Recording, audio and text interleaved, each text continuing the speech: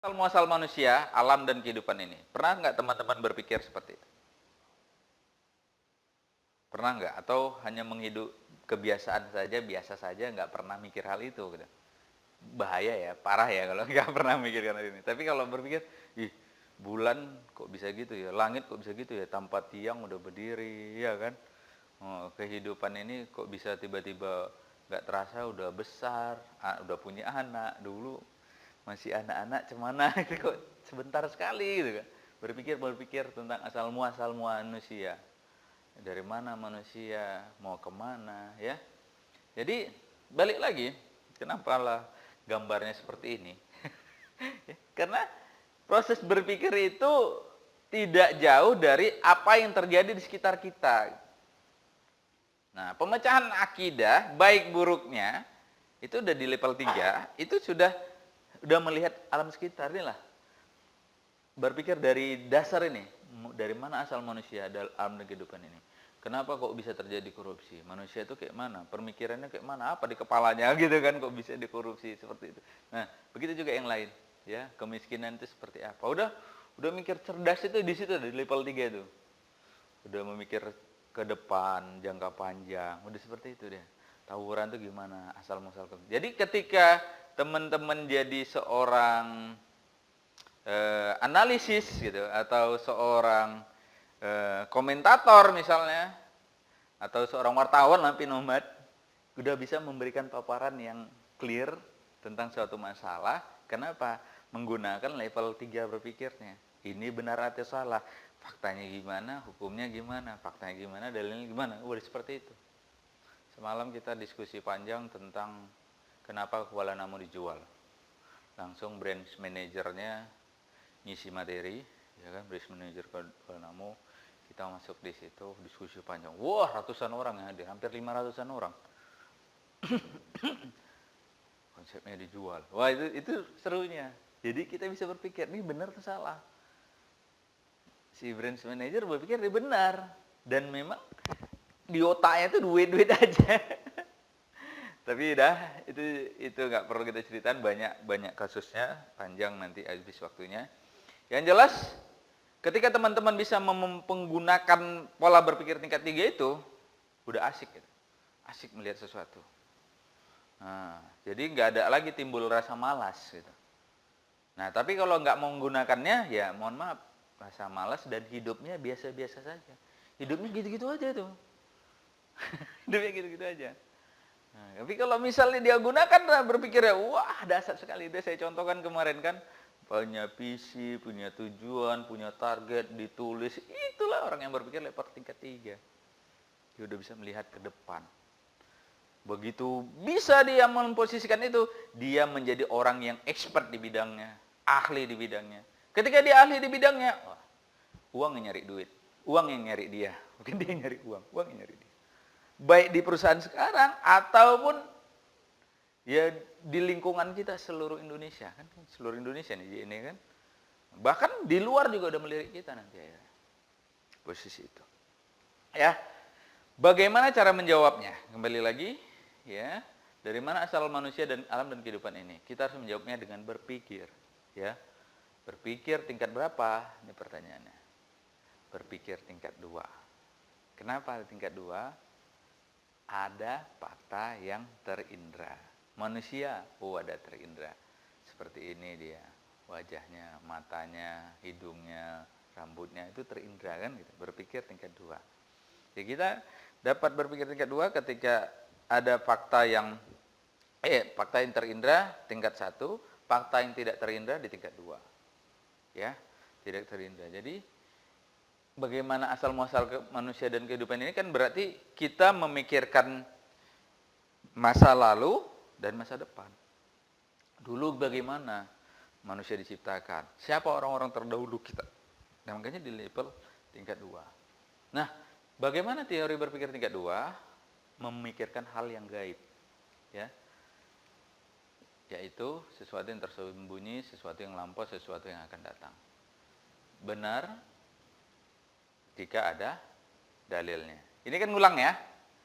Makanya saya bilang pondasi 1, 2, 3 itu udah cukup begitu. Tetapi ketika itu dikembangkan Dikaitkan dengan akidah, lebih dahsyat lagi. Gila lagi nanti, dahsyat sekali gitu. Nah, gaib itu benar jika ada dalil. Apa dalilnya? Nah, ini pertanyaannya kan. Semua yang mampu kita pikirkan. Sumber dalilnya juga harus real, bisa kita pikirkan, bisa kita rasakan. Ya. Objek yang mampu dipikirkan manusia, ya, alam semesta dan kehidupan. 3 ini aja nih. Manusia nampak wujudnya. Alam semesta nampak. Langit, bumi, gunung, air, ya tanah, itu nampak wujudnya. Kehidupan, ini nampak, masih hidup, ini mati. Bahkan kita bisa tahu binatang itu hidup atau mati, dan seperti itu. Ya. Nah, apa yang kita pikirkan tentang manusia? Ini pertanyaannya. Kemudian apa yang kita pikirkan tentang alam semesta? Kemudian apa yang kita pikir tentang kehidupan? Nah, agak berat teman-teman. Tapi kalau ini teman-teman sudah di level ini, udah bisa mikir ini, di situ nanti tegal itu kecerdasannya. Diuji lagi. Terus diuji terus. Dipertajam-pertajam lagi nanti. Nah, cari jawaban yang pasti benar. Manusia pasti bersifat terbatas. Ya. Teratur, terpaksa, lemah, serba kurang, dan bergantung. Ini nggak bisa dibantah. Terbatas. Contohnya, kita bisa hanya berpikir, teman-teman bisa berpikir, laptop saya warnanya hitam. Tapi adakah teman-teman yang bisa berpikir di sini, di balik laptop ini ada apa? Nggak tahu kan?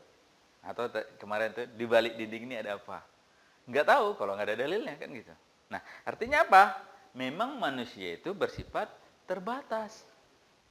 Bersifat teratur bagaimana? Ya, kita makan, tidur, ya, minum, itulah sifat teratur gitu. Nggak bisa pula dirubah siklusnya, nggak usah minum, 1 hari ini nggak usah minum, besok minum. Iya kan? Nggak bisa dirubah siklusnya. Nah, artinya apa teman-teman? Terpaksa, ya kadang-kadang kita harus terpaksa, maaf cakap, mau buang air besar aja kita harus terpaksa. Padahal sebenarnya kan bisa di setel ya, kalau nggak mau terpaksa itu kan nantilah ditahankan. Tapi apa yang terjadi kok ditahankan? Malah tambah sakit gitu kan. Minum juga begitu. Nah, lemah. Udah jelas sekali lemah. Siapa yang di sini yang bisa tahan napas sampai 5 menit? Ada? Ada? Ada yang bisa tahan napas sampai 5 menit? Nggak ada ya? Nah, kalau ada, berarti dia dan lewat lemah itu udah hebat sekali gitu dia. Itu aja menunjukkan gitu. Nah, serba kurang, bergantung. Ya banyak kekurangan kita gitu. Ya, tadi dari berpikir kita sudah kurang, kemudian dari bersifat kadang-kadang kurang, ya, ngomong kita, bicara kita, kadang-kadang menyakiti orang lain, kita juga nggak tahu, ya kan? Banyak hal-hal yang menjadikan kita berkurang dan kita bergantung kepada orang lain, terutama bergantung pada siapa? Itu pertanyaan besarnya. Bergantung pada siapa kita sekarang? Bergantung pada bos kita di kerjaan. Bergantung pada pekerjaan kita untuk dapatkan rezeki kita. Itu kan bergantung kan? Nah, bergantungnya ini bagaimana? Yang benar gitu. Adakah kita bergantung itu melibatkan Allah yang menciptakan kita? Itu pertanyaannya.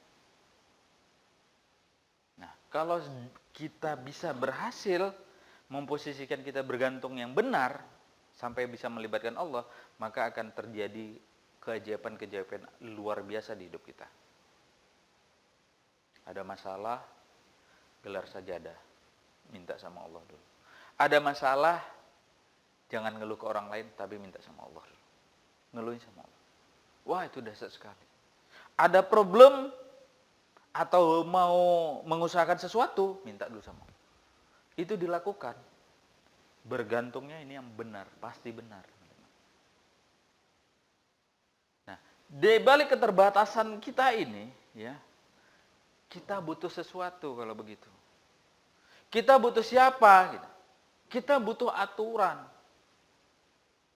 Kita butuh dalil, kita butuh aturan, kita butuh orang yang membantu kita gitu. Apakah orang ataukah makhluk lain, bahkan sesuatu yang membantu kita gitu. Itu pertanyaannya kan, di balik ketergantungan semua ini. Nah, inilah kita di level berikutnya, bagaimana kita melibatkan Allah, bagaimana kita mencari di balik ini. Pertama, kenapa lanjutannya alam semesta? Saya pernah belajar teori alam semesta. Jadi kita ketika memang mengembalikan masalah, itu luar biasa itu teorinya itu. Dan belajarnya itu dulu sampai sekitar 7,5 juta. Itu dulu. Jadi seorang motivator itu kalau punya masalah, ya, lepaskanlah ke alam semesta. Ya, ada sampai dikasih trik-triknya. Saya tahanlah ilmu itu ya. Tapi saya cuma ceritain aja teman-teman. Karena itu mahal ya, saya ikut belajar mahal. Di balik kita kasih ke alam semesta, tuh.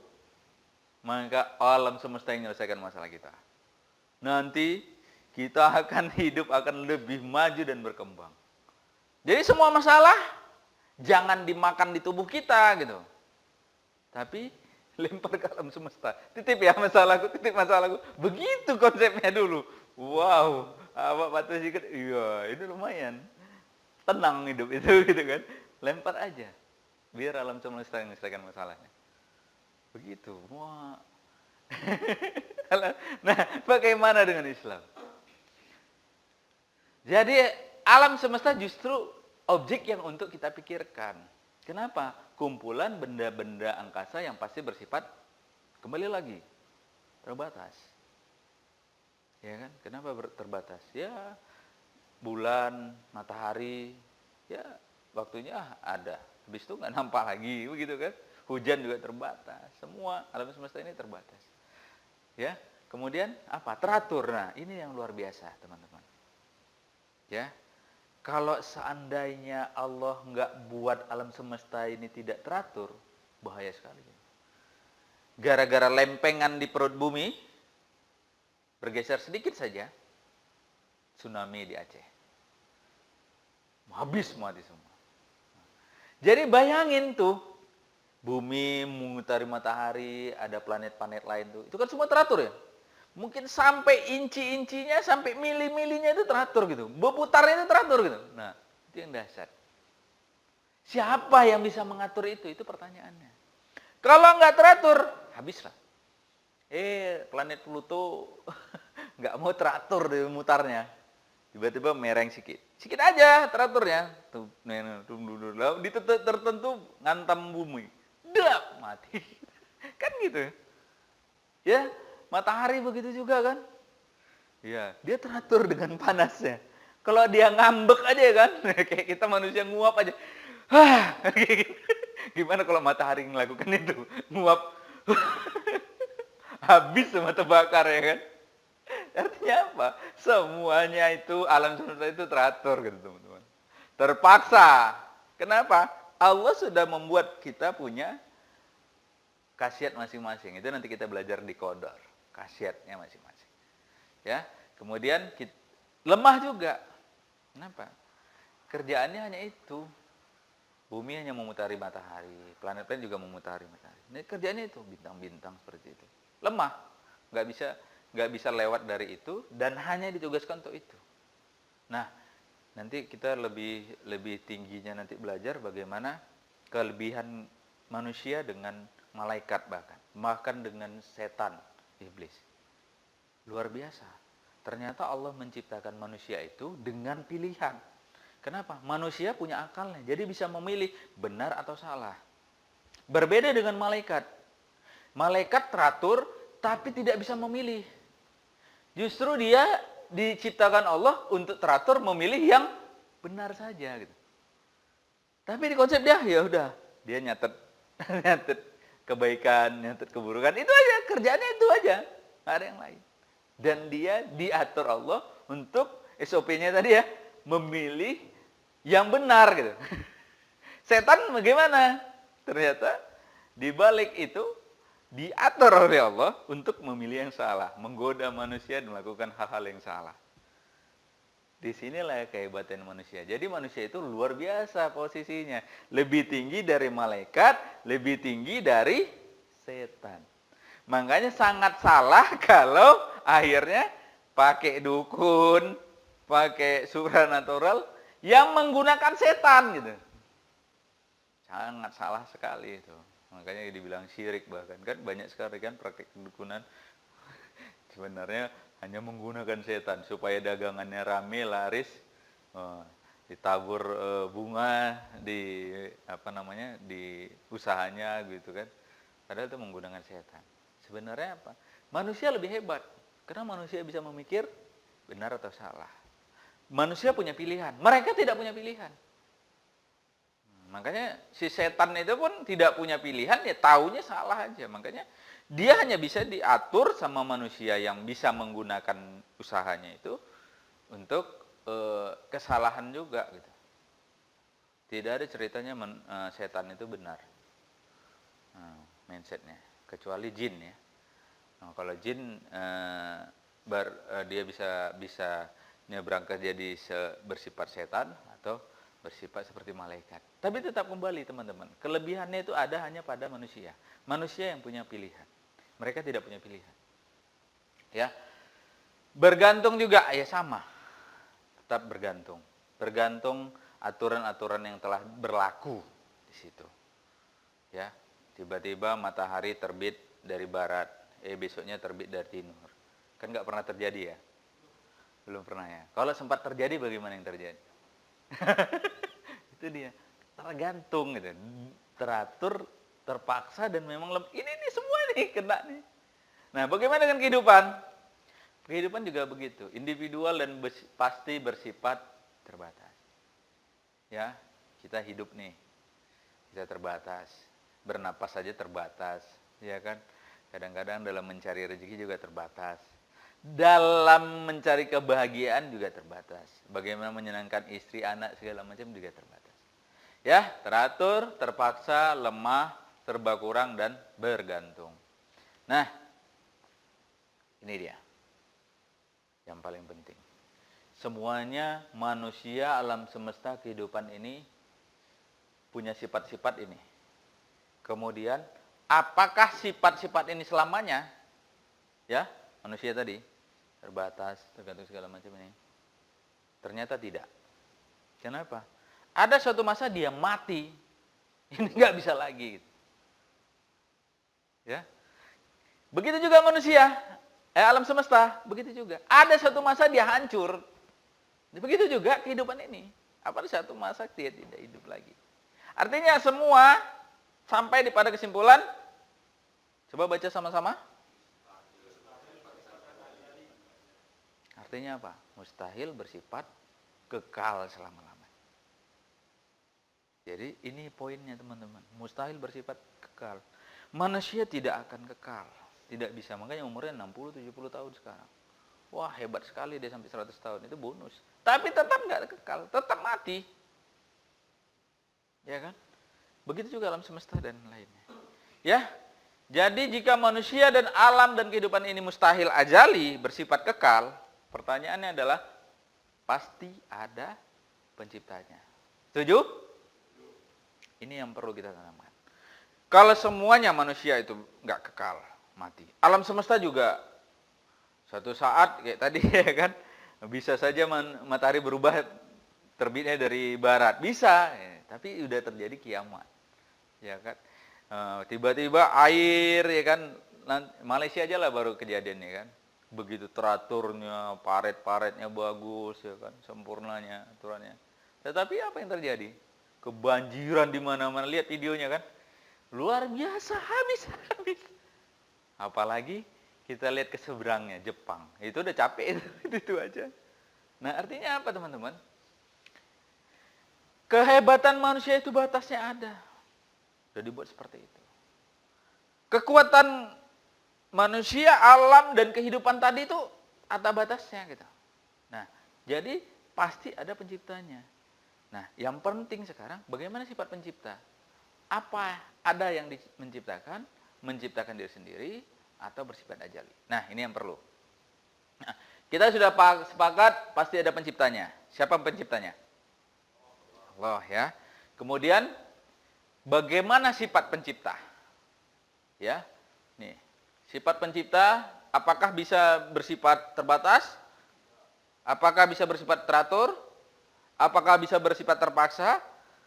Apakah bersifat lemah, serba kurang atau bergantung? Apakah sang pencipta punya sifat-sifat ini? Mustahil ya, karena jawabannya adalah mustahil. Tidak punya sifat-sifat ini. Kenapa? Hanya manusia alam semesta dan kehidupan yang punya sifat ini. Nah, sang pencipta tidak mungkin punya sifat ini. Itu pertanyaannya. Nah, kita kembali. Kalau sudah begitu, bagaimana seharusnya sifat pencipta? Nah, ini udah agak dalam mikirnya ini, udah agak dalam ya. Bagaimana sifat pencipta? Ya, ada yang menciptakan? Pencipta ada yang menciptakan? Ayo, pertanyaannya. Allah ada yang menciptakan? Tuhan itu diciptakan nggak? Kira-kira. Ayo Pak.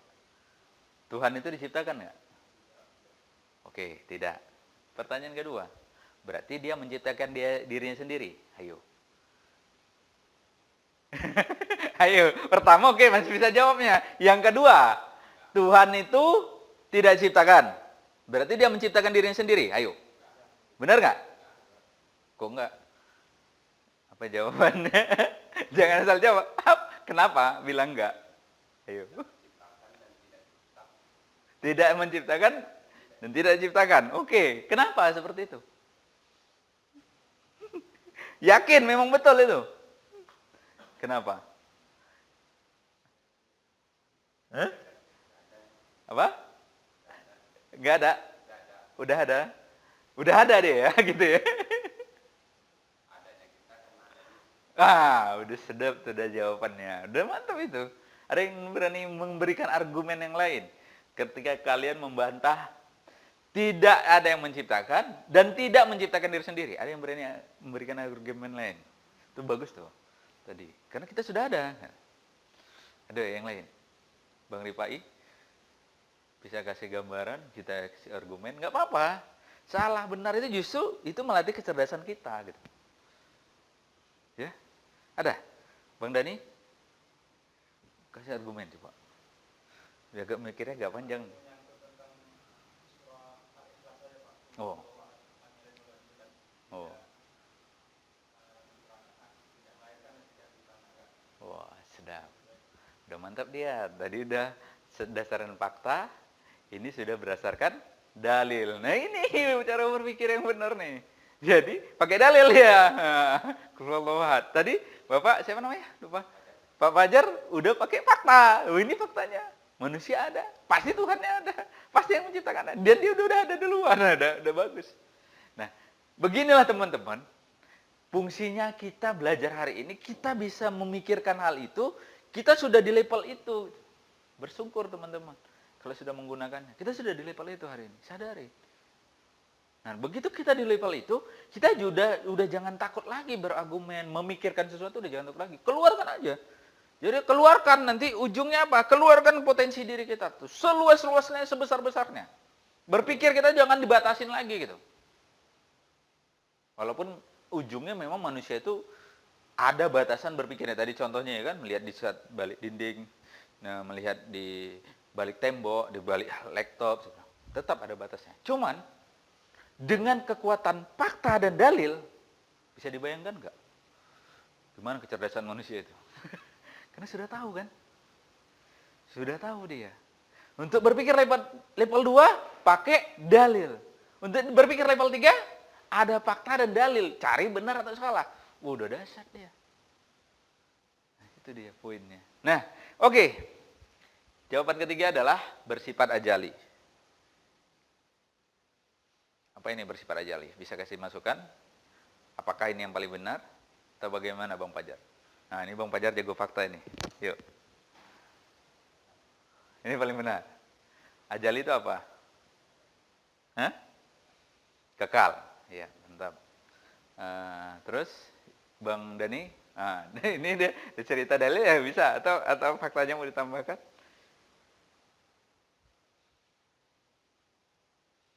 Ayo. Bersifat ajali. Kekal. Ya. Kita bilang jawabannya. Yang ada yang menciptakan kita sepakat? Mustahil. Yang mencipta diri sendiri kita sepakat? Mustahil. Nah, bersifat ajali? Benar, udah semua sepakat benar. Nah, sekarang adalah dia konsepnya kekal. Dia konsepnya harus ada. Dia konsepnya harus wajibul wujud. Wujudnya harus ada begitu. Itu yang perlu ditekan.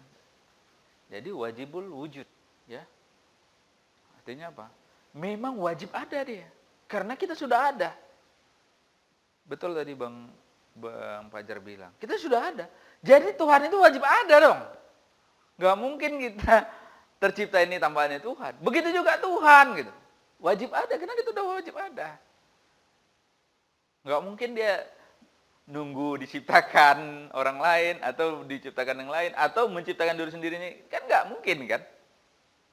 Hal yang mustahil kan. Nah makanya wajib ada itu jawabannya. Sifat Allah itu bersifat ajali, benar, dan wajib ada. Itu yang perlu difahamkan. Dan itu yang perlu ditekankan, ditanamkan di kepala kita. Lewat proses berpikir yang sudah kita lalui ini ya. Udah panjang ini lewat berpikir yang kita. Nah, sekarang kita masuk ayat Quran. Kita baca sama-sama dengan suara yang keras, serentak. Semoga Allah memberkahi bacaan kita. Karena ini berpahala, satu huruf saja udah pahalanya sama-sama. Ya, kita baca sama-sama. 1, 2, 3, go! Sungguhnya dalam penciptaan langit dan bumi, silih bergantinya siang, yang berlayar di laut membawa apa yang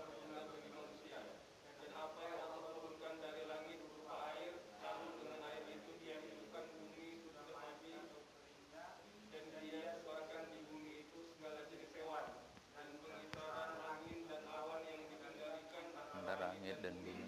Sungguh terdapat tanda-tanda keesaan besar Allah bagi kaum yang memikirkan. Wah, ini lihat nih. Ini kalau bahasa kata guru saya itu penekanan ya. Bahasa Arabnya apa tuh? Ya, taukid ya. saya Bang Dani udah jago. Jadi penekanan. Jadi memang inna, Allah bilang sesungguhnya gitu. Yo, gimana ya kalau udah kata-kata sesungguhnya itu kalau udah gimana ya? Harus kita udah percaya gitu ya. Jadi ini bahasa Al-Qur'an ini memang perlu dicontoh, Pak. Dan hari ini kalau mau public speaking yang benar, bahkan mengarang buku yang benar atau apa itu, tengok bahasa Al-Qur'an. Lihat nih. Dia sampai kata-kata sesungguhnya. Padahal dia Tuhan gitu. Kalau manusia ngomong gitu aja kita udah percaya gitu kan. Kadang-kadang harus pakai ngomong gitu ya kan biar orang percaya kan. Ini benar demi Allah gitu. Ini sungguh pasti ini ya gitu-gitu kita bilang kan. Tapi Allah juga rupanya udah mencontohkan duluan si sang pencipta ini dia bilang nih, sesungguhnya dalam penciptaan langit dan bumi, silih bergantinya malam dan siang, betera berlayar di laut, membawa apa yang berguna bagi manusia. Dan apa yang Allah turunkan dari langit berupa air. Ini disuruh mikir katanya. Ya, lalu dengan air itu dia menghidupkan bumi sesudah mati keringnya. Dulu nggak ada apa-apa, dia hidupkan. Ya, kemudian dia sebarkan di bumi itu segala jenis hewan, pengisaran angin dan awan yang dikendalikan antara langit dan bumi. Sungguh terdapat tanda-tanda keesaan kebesaran Allah bagi kaum yang memikirkan. Kuncinya apa? Bagi kaum yang memikirkan. Jadi kalau kita nggak mau memikirkan, kita salah, Pak. Karena memikirkan itu ternyata perintah. Gitu. Disuruh kita mikir tuh. Kalau Allah ahad juga disuruh mikir tuh. Kul, katakan, disuruh mengatakan. Kok awak katakan, apa yang harus saya katakan? Tengok ayat-ayat berikutnya. Ternyata ini sesuatu yang sudah dipastikan kebenarnya dan harus dipikirkan begitu. Jadi kembali lagi, bagi kaum yang memikirkan. Nah hari ini yang salah, ini yang perlu kita luruskan teman-teman. Tidak ada jarang sekali terjadi proses keimanannya itu lewat proses berpikir. Hanya ngikut-ngikut aja gitu. Perintah gurunya, perintah teman-temannya, melihat teman-temannya, lingkungannya, hanya ngikut aja. Tapi tidak lewat proses berpikir. Padahal kalau lewat proses berpikir, maka keimanannya sama seperti kita contohkan kemarin, seorang mu'alaf. Ya kan? Ternyata lebih kuat lagi dakwanya, dahsyat lagi, dan dia nggak tahu kehebatannya gitu ya. Nggak tahu kita kelebihannya banyak sekali ternyata. Mu'alaf ketika masuk Islam bahkan bisa melebihi para ustadz yang sudah lama, melebihi kita gitu. Dia baru belajar sebentar, tapi dia udah bisa melejitkan potensi dia. Kenapa itu bisa terjadi? Karena proses keimanannya lewat proses berpikir. Ketika dia asah terus, proses berpikirnya lewat fakta, dalil, dia cari terus, insya Allah makin lama makin cerdas. Walaupun terlambat, mohon maaf teman-teman. Kita sering, ya teman-teman ini masih muda semua, tapi teman-teman yang di level kita ya Pak Mul, Pak Ari, sering alasannya, saya sudah tua, adalah yang muda-muda aja ngerjain seperti itu. Itu sering jadi alasan. Padahal walaupun terlambat, ya, ketika memang digunakan ini proses berpikir ini, wah kita udah melejit lebih cepat. Rasulullah sudah mencontohkan. Dia saja jadi Rasul itu umur 40 tahun. Sahabat-sahabatnya bagaimana? Abu Bakar lebih tua dari dia. Umar, Utsman itu lebih tua. Tapi apa yang terjadi? Ada seorang ulama yang hari ini bisa mengalahkan kehebatan ilmunya para sahabat Nabi. Padahal ulama itu mungkin dari kecilnya Al-Quran, ya kan? Tahfiz Quran dari kecil, Imam Syafi'i segala macam tuh hebat sekali gitu. Dari kecilnya udah hafal Quran segala macam. Apakah bisa mengalahkan mereka? Belum tentu. Bahkan masih di bawah gitu, kualitas keilmuannya. Kualitas kecerdasannya juga begitu, teman-teman. Ini lihat potensinya gitu. Ada guru saya Kiai Sidik Al-Jawi, ya. Dia itu tersadarnya setelah umur 30-an. Dan 30-an dia baru mulai mencari Islam. Tapi insya Allah karena lewat proses berpikir, all-out dia mengeluarkan dirinya, potensi dirinya, hari ini dia udah jadi sumber rujukan untuk seluruh fikih muamalah. Hukum asuransi kayak syarat itu, leasing itu, dia semua ada. Hukum MLM itu gimana? Dia sudah bisa mengaitkan fakta dan dalil. Dan dalil dia dari Al-Quran, hadis semua lengkap, dia bisa tahu. Nah, jadi teman-teman, kuncinya apa? Kaum yang memikirkan, kata Allah. Ketika keimanan kita lewat proses berpikir, kita akan melejit lebih besar. Cerdasnya lebih luar biasa, dan potensi diri kita akan keluar lebih tinggi. Yakinlah, percaya sama saya. Saya sudah merasakan hari ini, kenapa? Saya juga ngomong seperti ini juga kenapa? Karena saya udah rasakan. Dulu apalagi saya karyawan 16 tahun gitu. Gak ada proses berpikir itu. Udah kutak-atik. Pergi pagi pulang petang. Gak ada sesuatu yang wah gitu di dalam diri saya. Gitu-gitu aja. Malah merosot iya, maksiat kadang-kadang dilakukan, ya kan. Nggak berpikirnya udah dangkal, bodoh, malas segala macam itu muncul di dalam diri. Tapi insya Allah ketika ini saya belajar makin lama, begini hidup untuk dakwah bagaimana, udah bagaimana mengejar ridho Allah, bagaimana mengejar pahala Allah, ternyata membuat aku udah beda dengan yang dulu gitu. Saya udah bisa berbagi sama teman-teman ini seperti itu gitu. Ketika teman-teman menggunakan proses berpikirnya untuk masalah keimanan, insya Allah jangan takut, melejit tuh.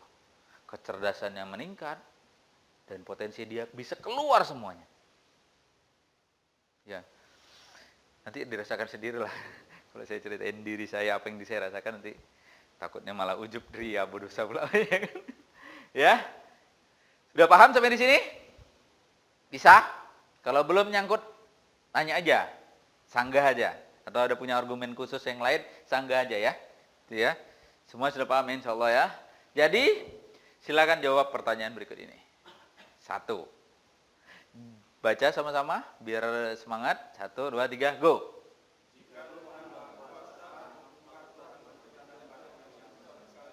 Sehingga tidak mampu mengangkat. Oke, teman-teman yang baca pertanyaannya, teman-teman yang ngasih pertanyaannya, sekarang teman-teman yang menjawabnya. Apa jawabannya?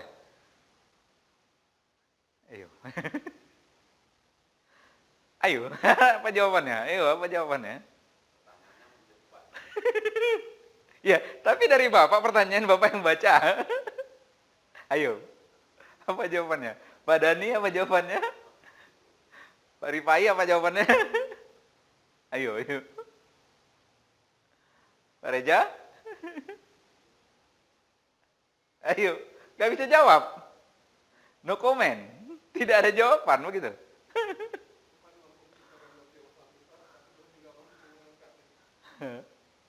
Sehingga tidak mau mengangkatnya. Berarti ini salah gitu. Pasti Tuhan mampu gitu ya.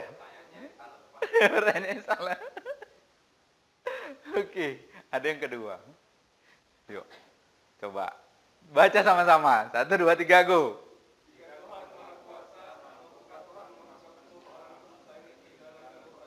Ayo, apa jawabannya? Mampu?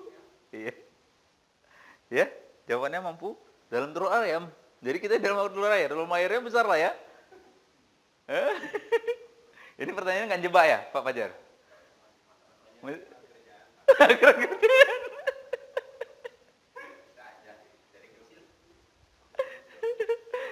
Memang unik gitu, kurang kerjaan. Ngapain ditanya-tanya? Tapi sebenarnya teman-teman, balik lagi. Pertanyaan ini muncul, ini supaya kita mikir nih. Supaya kita mengeluarkan potensi berpikir kita, mengeluarkan kecerdasan kita. Level 1, level 2, level 3, itu keluar semua gitu. Tapi kalau nggak memikirkannya ya payah gitu. Nah, apalagi? Ya, sama-sama. 1, 2, 3, go.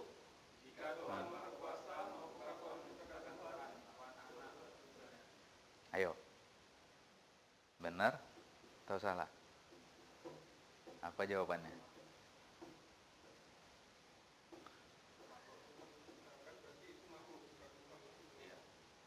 Yes. Ya betul Pak Rufai. Pak Dani, betul tuh? Jadi kalau Tuhan menciptakan, berarti Tuhan lagi dia. Makhluk. Berarti yang bilang Trinitas itu salah ya. Ada anak Tuhan, anak Bapa di surga. Nah, kenapa? Mereka tidak sampai di level berpikir benar atau salah. Mereka hanya berpikir doktrin. Oh iya, Tuhan itu Trinitas, gitu kan di doktrin apa namanya? Pendetanya ya kan. Dan luar biasa kalau mereka pidatonya, wah berapi-api, luar biasa. Ikutlah nanti sekali satu sesi ceramahnya pendeta. Bagaimana pendeta? Luar biasa. Mereka memang dilatih untuk itu gitu. Bukan kayak ulama ustaz-ustaz kita kadang-kadang ya mohon maaf lah kadang-kadang kasihan gitu cerita tahap yang diceritain jamaah tidur semua dan dia nggak peduli udah akhirnya apa yang terjadi? Makanya umat Islam ini nggak maju, nggak berkembang dan nggak melejit potensi diri. Itu yang kasihan kita. Dan di sisi lain mereka sibuk dengan doktrin-doktrinnya. Agama seperti itu, pendapat, pemikiran juga seperti itu. Hari ini penjajahan lewat fisik tidak terjadi. Teman-teman. Kenapa sudah membuktikan perang salib? Ya, umat Islam itu nggak bisa dikalahkan. Peperangan beberapa kali nggak bisa. Dan tidak bisa lagi perang itu nggak ada lagi. Tapi apa yang terjadi? Hari ini penjajahan lewat pemikiran. Dijojokin. Begini loh. Biarlah kalian urus tuh negara kalian tuh bagus tuh, kekayaannya alamnya tinggi. Tapi kalian buat begini aturannya, demokrasi ya kan. Terus pendapatnya begini, dikeluarkan pendapat segala macam, dipikirkan. Nah, dipikirkan perang. Argumen dan itu selalu terjadi. Ya kan? Itu pola penjajahan gaya baru itu seperti itu. Pemikiran itu diterangkan. perang. Ayo, pendapat Ustaz gini. Ini salah, begitu gitu ya kan. Nah, tetapi sisi lain, mereka punya deal sama penguasa. Itu jatah aku ya. Itu biar aku yang ngelola ya. Kan kayak gitu. Kayaknya terjadi Freeport lepas, Blok Natuna lepas. Kita nggak tahu. Kita sibuk dengan urusan-urusan pemikiran yang ditelurkan dan akhirnya ada satu pihak memaksakan diri ini benar, satu pihak ini salah. Ya kan, perang kita di situ akhirnya mereka di sisi lain mengeruk kekayaan kita. Bayangin kalau seandainya Freeport aja kita kuasain, udah kaya kali kita. Buminya bagaimana? Bahkan sampai sawit aja, harga sawit yang ditanam kita yang nanam, yang mengendalikan harga hari ini siapa? Kita nggak bisa kuasa mengendalikan harga. Hari itu hancur harga sawit. Sekarang harga sawit naik. Beli minyak makan pun mahal kali sekarang. Dulu 20.000 udah bisa 2 kilo. Sekarang 2 kilo itu udah 40.000, 2 kali lipat. Udah pernah beli minyak makan belum semua nih? Udah ya, Mari Pak ya, teman-teman udah pernah ya? Nah, lihat kan ngeri kan? Artinya apa? Di sisi lain kita dicocoki pemikiran, dan memang penjajahannya lewat pemikiran. Nah, pemikiran. Ini idenya begini, ini idenya begini, ini begini. Dah, perang. Dibenturkan. Apalagi umat Islam, paling enak nyerangnya itu umat Islam. Ya, hari ini lihat penangkapan para ulama. Ditangkap. Ya kalau memang mereka memang mau menghabisin, sebenarnya sebentar aja itu. Tangkapin habis, bertubi-tubi habis. Tapi ini sekarang kan enggak, sikit-sikit. Habib Rizik tangkap, tarik. Sikit-sikit siapa lagi? Tarik. Apa yang terjadi? Gejolak masyarakat. Di saat gejolak masyarakat, apa yang terjadi balik itu? Kita melihat enggak? Apa dealnya? Kemarin undang-undang Omnibus Law. Ternyata ada deal undang-undang Omnibus Law. Apa hasilnya? Wah, ternyata privatisasi swasta. Apa yang terjadi? Jalan tol dijual. Fakta kan? Bandara dijual. Pelabuhan dijual. BUMN dijual. Tahu? Banyak yang nggak tahu. Banyak yang nggak tahu. Kenapa? Kita dicocoki di level pemikiran satu. Kita nggak mikir ke situ. Padahal kalau kita berpikir, ternyata enggak lah. Kalau misalnya ada kasus heboh, ya, kasus heboh korupsi, biasanya akan nyangkut lagi kasus heboh umat Islam. Kemarin PCR tuh kan heboh kan? Wah, besar-besar. Tapi apa yang terjadi? Muncullah kasus yang umat Islam. MUI ditangkap, Sekjen MUI ditangkap. Seperti itu kan. Nah, jadi permainan itu seperti itu sekarang, teman-teman. Permainan perpolitikan seperti itu. Kita dijecokin pemikiran, kita perang di dalamnya, terlibat aktif, akhirnya kita ditokohin di sisi lain. Nah, hari ini kita belajar kenapa? Supaya kita cerdas. Jadi nggak gampang lagi, udah patahkan aja, udah. Tapi kita nggak usah lagi berlarut-larut di hal itu. Gitu. Nah, apa lagi kesimpulannya? Ya, pertanyaan akidah, dari mana asal manusia, alam semesta, dan kehidupan? Jadi ini saya simpan dulu ya, jawaban-jawaban ini saya simpan dulu. Ya, kita patahkan bagaimana dengan satu dua kata aja nanti nih. Tapi saya simpan dulu. Tapi kita fokus dulu kemari. Pertanyaan akidah, bertanyaan dari mana asal manusia, alam semesta, dan kehidupan. Kemudian dengan menggunakan akal, manusia mampu menjawab dengan benar. Kemudian jawabannya adalah pasti ada penciptanya. Pertanyaan pertama, dari mana asal manusia, alam semesta, dan kehidupan? Apakah tercipta dengan sendirinya? Jadi pasti ada yang menciptakan. Itu pertanyaannya. Itu jawabannya. Dengan menggunakan akal, manusia mampu menjawab dengan benar. Jawabannya apa tadi? Pasti ada yang menciptakan. Nah, jawabannya adalah pasti ada penciptanya. Di titik itu, teman-teman. Pasti ada menciptanya. Nah, kita berpikir. Penciptanya bagaimana sifatnya? Diciptakan sendiri? Diciptakan orang lain? Tidak. Nah, ini sifatnya. Bersifat ajali, ya, kekal, dan wajib ada. Gitu. Wah, tapi jangan coba berpikir, membayangkan Tuhan itu seperti makhluknya, itu nggak sampai kita. Wah, kita manusia ada kepala, ada tangan, ada kaki. Ya kan? Manusia berpikir Tuhannya tuh bagaimana? Oh, Tuhan itu harusnya orangnya makmur, sejahtera, ya kan? Nah, karena dia memang berbagi kebahagiaan kepada manusia. Makanya diciptakanlah Tuhan yang berbentuk perut buncit, kepala buta, senyum. Ada kan Tuhannya kan? Diciptakan seperti itu. Nah, Tuhan itu banyak membantu manusia, mengabulkan doa-doa manusia, dan bisa melakukan segala hal. Maka diciptakanlah Tuhan yang tangannya banyak. Kan gitu. Nah, berpikirnya banyak yang salah tentang Tuhan. Ini yang perlu kita koreksi. Tidak akan sampai kita berpikir bagaimana wujud Allah itu. Nggak sampai kita. Dan banyak orang mencoba terus memaksakan diri. Sifat 20 itu dicoba.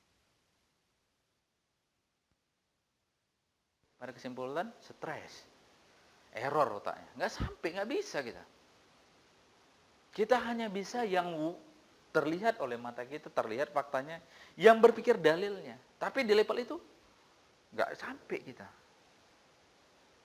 Ya, nah ini teman-teman poinnya, ya. Wajibul wujud, ajali dan wajibul wujud. Nah, pertanyaannya, jika akal dapat memastikan adanya pencipta, apakah itu sudah cukup?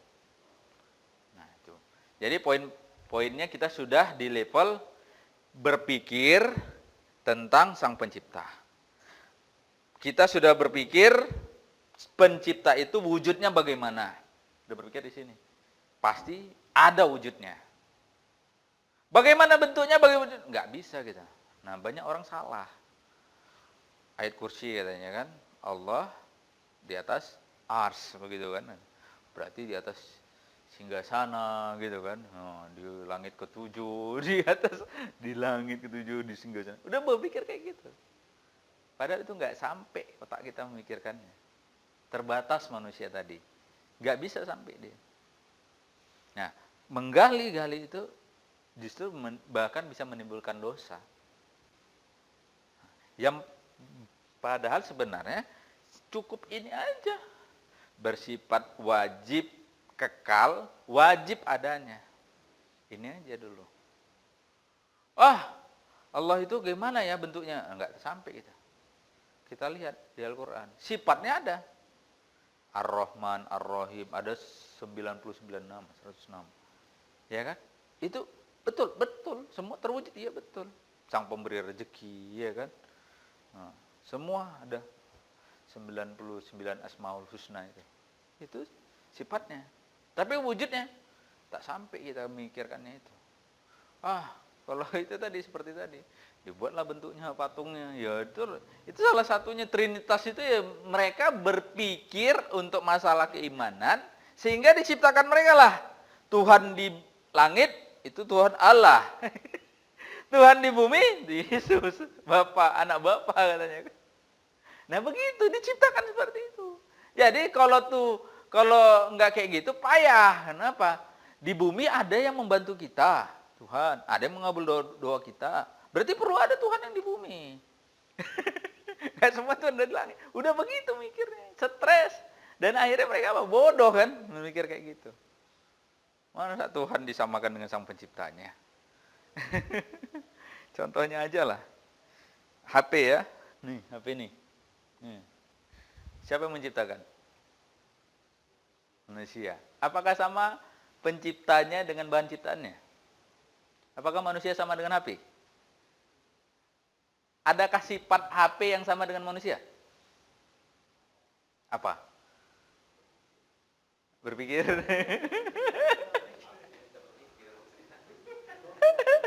Ayo. Saya Google lah. Bisa melihat pakai kamera itu. Nah, oke, sifatnya bisa. Tetapi sekarang pertanyaannya, wujudnya sama nggak? Nah, itu aja salah satu contoh teman-teman. Pasti wujudnya beda. Apakah HP bisa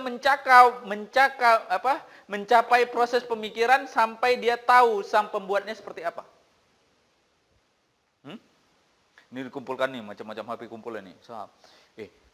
Kita kan diciptakan nih. Tahu kita diciptakan manusia. Bisakah HP itu memikirkan bentuknya sang penciptanya? Gak bisa kan? Kenapa? Sang penciptanya itu berbeda jauh dengan dirinya gitu. Nah, begitu juga proses ini, teman-teman. Itu juga gitu. Jangan coba-coba mikir, wah, ada kepalanya. Dia kepalanya banyak, ya kan? Coba kepalanya banyak. Oh, ada tangannya banyak. Itu jadi salah. Bahkan malah itu berpikir dangkal dan bodoh. Ya kan?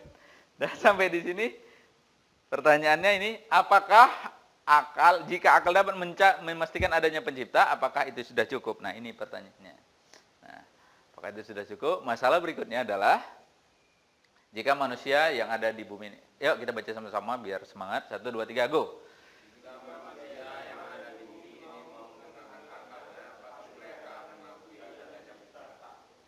Nah, ini simbolan ya. Pasti. Nah, kedua, baca lagi. Seluruh manusia ini bumi sudah percaya pada Tuhan. Manusia di sini selesai. Nah, ini pertanyaannya. Percaya, banyak yang percaya. Ya, umat Islam percaya. Tapi masalahnya selesai? Enggak juga. Ada aja masalah banyak terus kan gitu. Nah, kemudian ternyata nyatanya hampir 90% penduduk di bumi ini percaya adanya Tuhan. Nih jawabannya kan, 90%. Yang ateis itu jumlahnya sedikit tuh, yang nggak percaya sama Tuhan tuh jumlahnya sedikit. Dia nggak percaya Tuhan pun, tapi sebenarnya di titik tertentu dia nggak bisa pungkiri adanya Tuhan. Ateis doang nggak percaya Tuhan. Tapi begitu di pesawat, goyang aja, wah, kena cuaca yang bahaya gitu kan, mati lampu pesawat semua, pikirannya apa kalau pada saat itu? Pasti Tuhan kan? Pasti Tuhan pikirannya.